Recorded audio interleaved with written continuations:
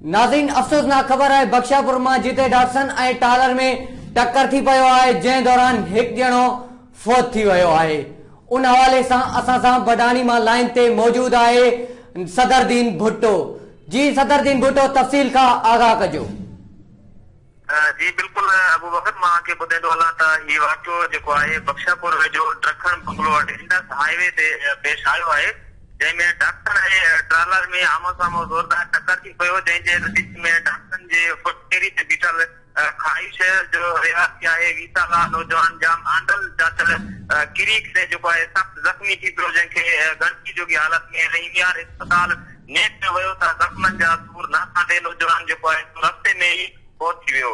जॾहिं त मक़बूल जो घर पहुचण ते घर में कोराम मची वियो। इहो बि मां ॿुधाईंदो हलां त जेको आहे नौजवान चौपाई माल जे वापार लाइ कश्मीर वञी रहियो त रस्ते में ही हादसो पेश आयो। जी वॾी महिरबानी सदरदीन भुट्टो।